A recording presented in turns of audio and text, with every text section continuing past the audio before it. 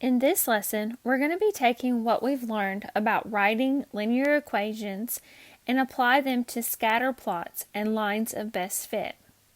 Scatter plots are used to represent real-life situations when our data points aren't so nice and neat. A scatter plot is used to investigate the relationship between two variables. Typically, those two variables that we've been talking about are x and y. Correlation, or the trend, means how the points on the scatter plot are related to each other. So you can see 3 examples of scatter plots below. Each example has a different correlation. In my first example, this has a positive correlation. We say it's a positive correlation similar to how we look at with slope. If you notice, if we read from left to right, these points are moving in an upward direction, going in a positive direction. Our second graph has a negative correlation. So again, just like with slope, going from left to right, we can see that our points are moving in a downward direction. They don't go down exactly the same, but the general direction is downward.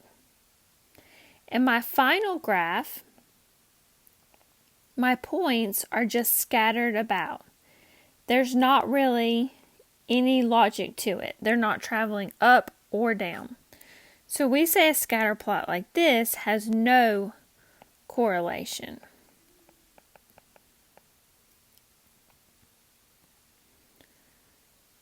If there is a trend in the data, so a correlation in the data, there can also be a line of best fit. We use this line to represent our data. This line, better known as y equals mx plus b, is very similar to what we've been doing.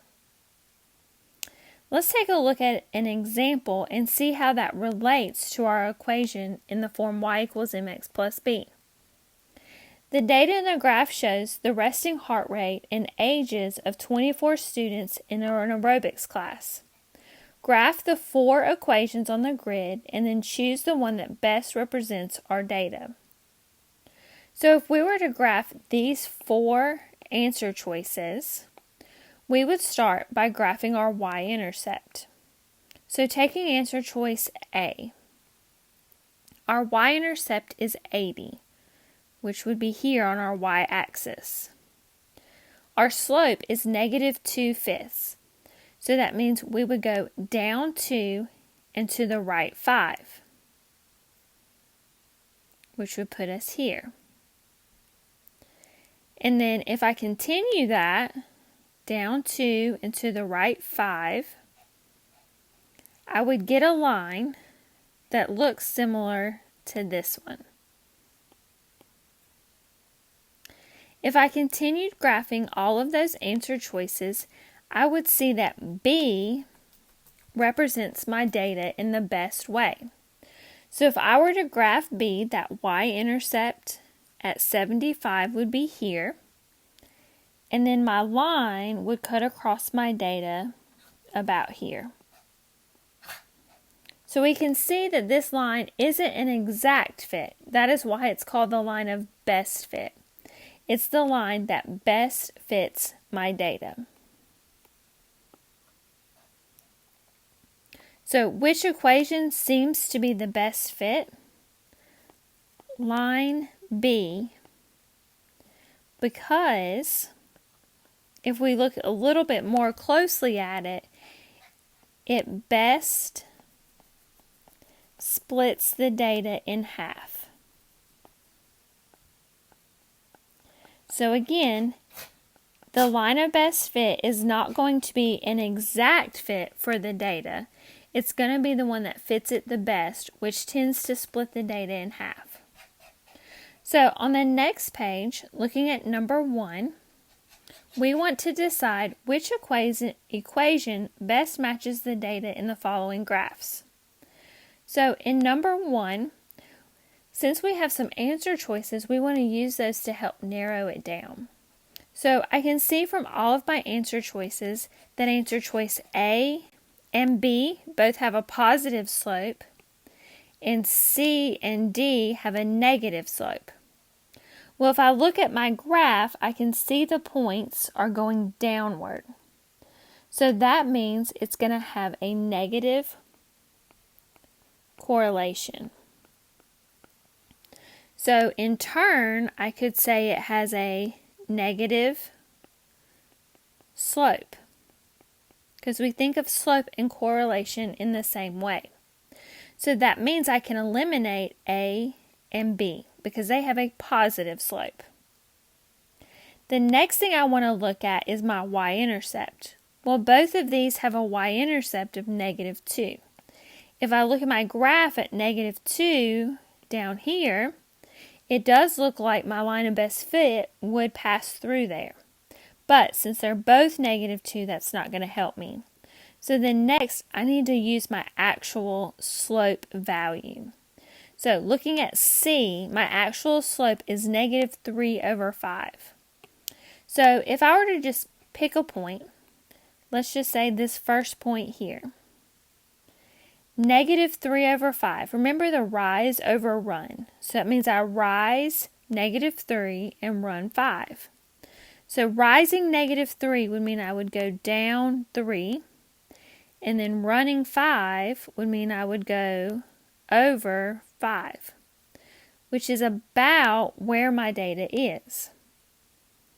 Now, if I were to do answer choice D and do rise -5, run 3, that would look different.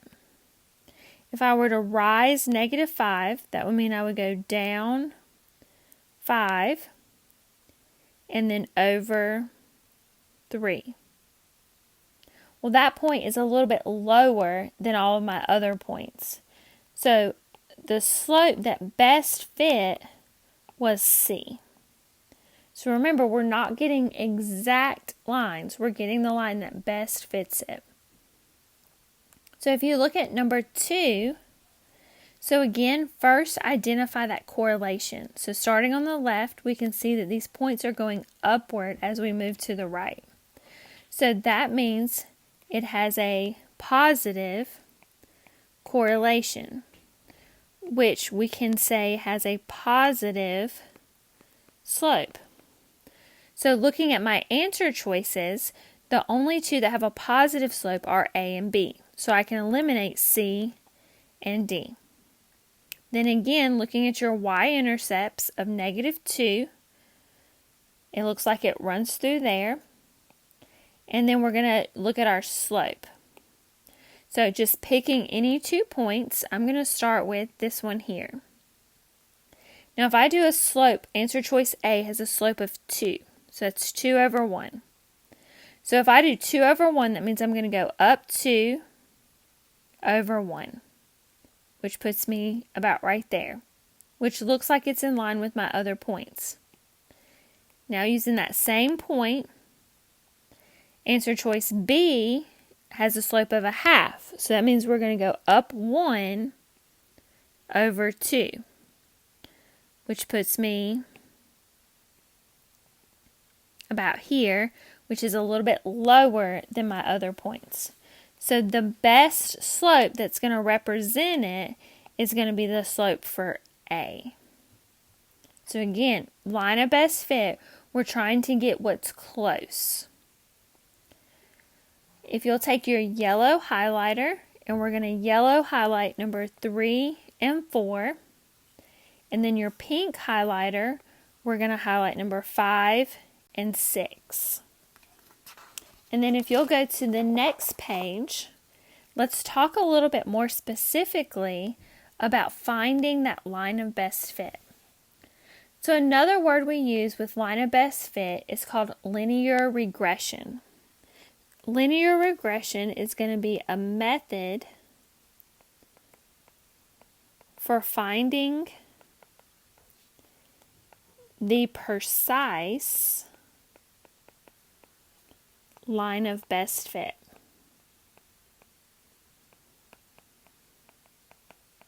So we're actually going to be writing the equation that goes with the line of best fit. And so again, these equations are not going to be nice and neat like the other equations we've been looking at. We're going to have decimals in these equations. So depending on the calculator that you're using, these would be the steps that you would use. These are the steps to put your data into the calculator. And then these would be the steps to finding that line of best fit. So this is going to work with your graphing handheld calculator. If we're using the online Desmos calculator, it'll be a little bit different, and we'll look at that a different day. Today we're going to focus on using the handheld calculator. So you'll notice me switching back and forth on my screens from the notes to the calculator. So looking at number 1, the information in the table below shows the average temperature in northern latitudes. It wants us to first find the line of best fit. So line of best fit means we're writing an equation. So y equals mx plus b. Now it's not going to be our job to write this equation because it's a line of best fit. Your calculator will write the line of best fit for you. So what we're going to do is we're going to switch over to our calculator. On your calculator, there's a button that says Stat. It's 2 buttons away from your alpha button. You're going to press this button. Then you'll get an option to edit. And we want to edit because we're going to edit our list. Now, you may not have as many list options as I do. You may just be showing 3 or 4. We're only going to use the first 2. So in this example, the row that says latitude, we're going to put that in this first column. So the first column that says L1 is going to be 0, 10, 20, 30, 40, 50,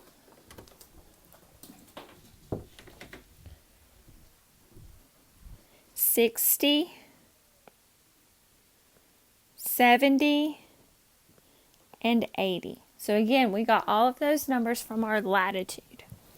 Then in L2, we're going to put all of our values for the temperature. So when the latitude was 0, our temperature was 79.2. And then when it was 10, it was 80.1. And then 77.5. So make sure you're taking your time entering these into the calculator. 57.4, 42.4, 30, 12.7, and 1. And you should have the same number of values in each row. So now that we have the data put in, we're going to go back to that same Stat button. But this time, we're going to go over to Calculate. And then once you're in Calculate, you're going to use your fourth option, number 4. It says LINREG. That is an abbreviation for linear regression. So if you click number 4, well, there we go. And then hit Enter. And it's going to give you some data. Yours will probably be right up underneath it on the left. Mine's over on the right side. So in this data, remember we have y equals mx plus b. Now my calculator uses y equal ax plus b. So the a is the same thing as our m and then your b. So we're just concerned with that a and b value. So we can use those two numbers and replace them for m and b in our equation. And we're going to round it to the nearest hundredth. So going back to our notes, that equation would be y equals negative 1.06x plus 92.31. And again, we got those numbers from the A and the B on the calculator. So the calculator gave us those values. Now that we have this equation, we can use it to make a prediction or an estimation for B. It wants us to estimate the temperature when the latitude is 25. So remember, when we put these in, latitude was our X and temperature was Y. So our latitude is 25. So we're going to substitute that in for X because latitude was X. So that's going to be Y equals negative 1.06 times 25 plus 92.31. Then again, you can use your calculator, especially since this is going to be decimals, and we can do the math with that. So negative 1.06 times 25 plus 92.31. And we get 65.81. So our estimate is going to be that at a 25-degree latitude, our temperature is going to be 65.81 degrees Fahrenheit. So we use the data that was collected to write a line of best fit, and then we use the line of best fit to help us make a prediction. Now let's look at number 2. So number 2, we have the same thing. It wants us to find a line of best fit in part A, and then in part B, it wants us to make a prediction. Now, if we look at our table of values, so this table of values is different. Anytime you have a year, you don't want to put those years exactly how they are. So anytime your table of values includes a year, we're going to rewrite that so that the first year, instead of 1980, we're going to use 0. So if 1980 is 0, 1984 would be 4, because that's 4 years later. 1988 would be 8. 1992 would be 12, 14, and then 18. So instead of using the years, we make the first year in our table 0 and then build it from there. So however many years it is from that year. So once we have that, we can put those new years and we can put the times into our calculator. So going over to our calculator, clear out the data that we already have. Sorry, let me go back. So I was here on my main screen. I just cleared it out. We're going to go to Stat. So remember, it was 2 buttons away from Alpha. Edit. And then we have our data from our other problem. So if you go up to the top and you highlight the L1, you can clear it out, the whole column. And then go to the top of L2, clear out the whole column at one time. So now we're going to put in the data from this table on number 2. So we're going to put in 0, 4, 8, 12, 14, and 18. And then in L2, those are our times. So 422, 432, 404. Make sure you're taking your time as you put these in. 395 and 382. So you have the same number of data points in each column. Once it's in there, we're going to go back to Stat. This time we go over to Calculate. And then we're going to select our fourth option, LinReg, Linear Regression. And then we press Enter. And it gives us, remember right now we're just concerned with the A and the B. And we want to round to the nearest hundredth, so 2 decimal places. So using just that A and B, we can write the line of best fit. So that would be Y equals negative 2.29x, remember to round that decimal, plus our B, which is 430.56. So then we can use that equation, the line of best fit, to make our prediction for 2012, which would be at 32 years. So that would be y equals negative 2.29 times 32 plus 430.56. So when we put that in our calculator, so when we put in negative 2.29 times 32, and then add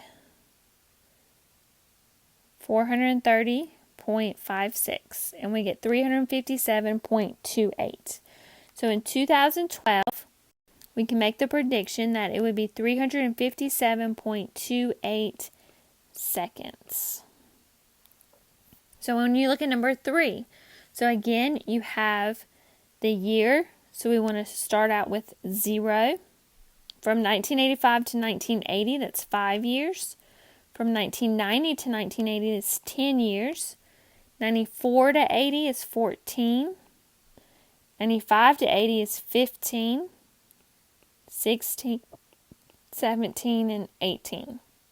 So remember, when we do years, we mark out the first one and make it 0, and then we subtract our 2 years to get each year after that. So we're going to put this into our calculator. So we go to Stat, Edit. Remember to highlight L1, and we're going to clear it, and then highlight L2 and clear it. If L1 and L2 are highlighted, it'll clear the whole column. So then in L1, we're going to put 0, 5, 10, 14, 15, 16, 17, and 18.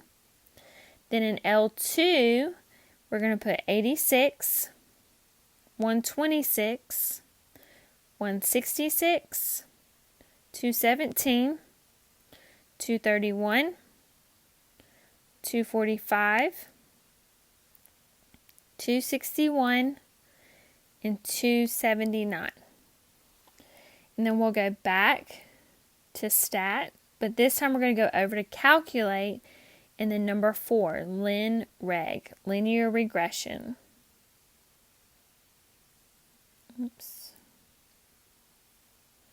And press Enter. And then remember, right now we're just focused on that A and B, and we're going to round it to the nearest tenth. So that would be y equals 10.6x plus 75.48. Using that A and B for our M and B. So y equals 10.6x plus 75.48.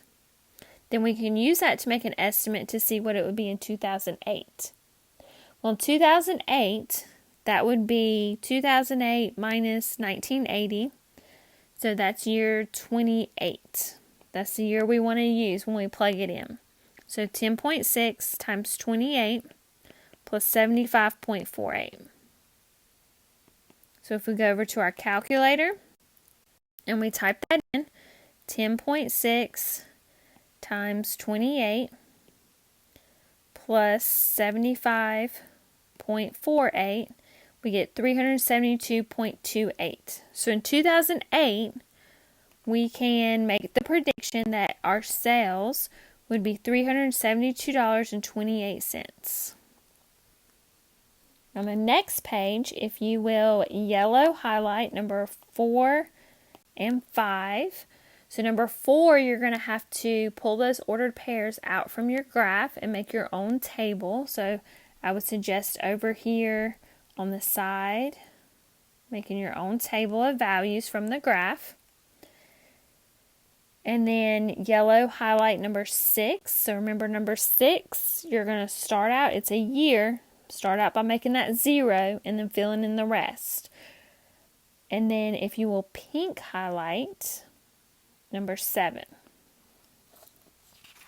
And then on the next page, we want to talk about one more thing with scatter plots, and that is our correlation coefficient. So in the calculators, when we were calculating that line of best fit, we focused on A and B. Correlation coefficient focuses on the R variable. So let's review. A scatter plot can be used to show relationships between two sets of data. Some scatter plots are positive. Some scatter plots are a negative relationship. And then some scatter plots have no relationship, just like we talked about on the previous page. Now that relationship has the special word correlation coefficient. And we used the lowercase r to represent correlation coefficient. And that r can be any number between -1 and +1. Now, if you look at the number line, it goes from -1 on the left to +1 on the right. And in the middle, we have 0. And if you notice, the closer we are to the ones, the more perfect of a correlation we have. So it's either a perfect positive or a perfect negative. And then in the middle, if it's 0, there's no correlation. Now, if it's something in between, we don't really focus on the moderate. We either say it's a strong negative, a weak negative, a weak positive, or a strong positive. So depending on what that R value is, depends on which one of those it is. So looking at A, so you can see the scatter plot. The R value that goes with that scatter plot is below it. So if we were to put that on our number line, we could say that this scatter plot has a strong positive correlation. For the second one, our R is a negative 0.62. So we could say it has a strong negative correlation because it's closer to the strong side than the weak side. And then C, we can see as a negative, and that negative number is really close to 0, so it's going to be a weak negative correlation. Now if you'll yellow highlight the try this, it wants you to sketch 2 graphs so they don't have to be perfect, but one graph that would represent a negative correlation and another graph that represents a positive correlation. Then on the next page, let's look at this in an example.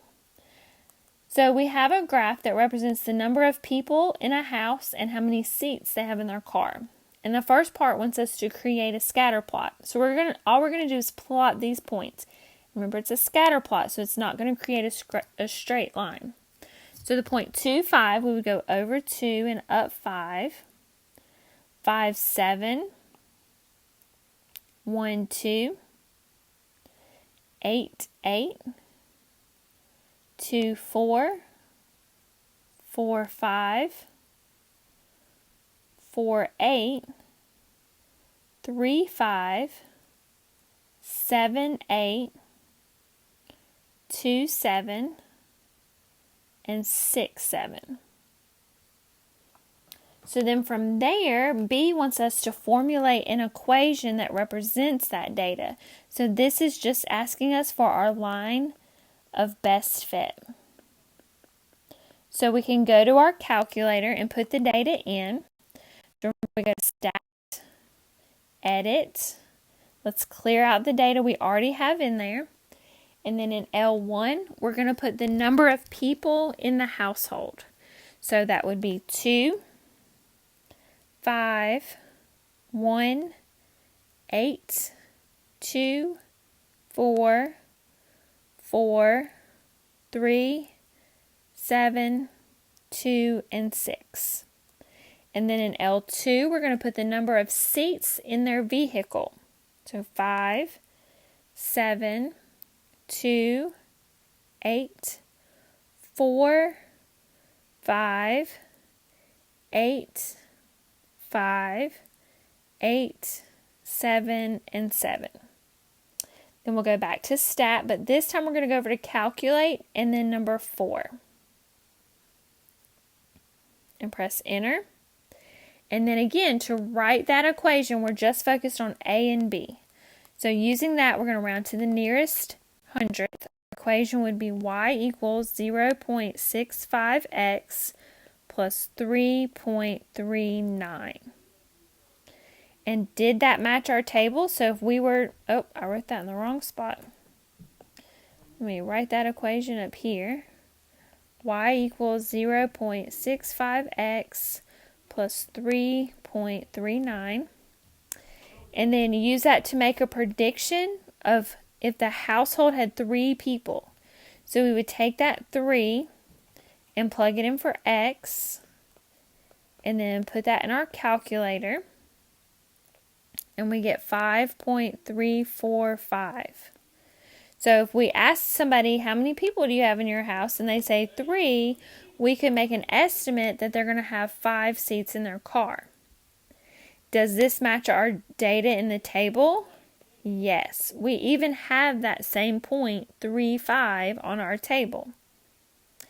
Now, E wants us to make a different prediction. It wants us to use that equation, but this time it tells me that there are 6 seats in the vehicle. So X does not represent the seats in the vehicle. Y does. So 6 is replaced with the Y. So we have to make sure we're reading what it's asking for. Now to solve this one, it's not as straightforward. This is like solving our equations where we need to do the opposite operation to isolate that X. And then we would find that X equals 3.998. So if we said, we'll round that to 4. If you have 4 people, how many seats? 6. Now F wants us to determine the correlation coefficient. So remember, that's our lowercase r. And then tell what the association is. So let's go back to our calculator. And we already have that data in there, so we've used the A and B. We're going to go down to that last one, R. And let's round it to the nearest hundredth, so that would be 0.76.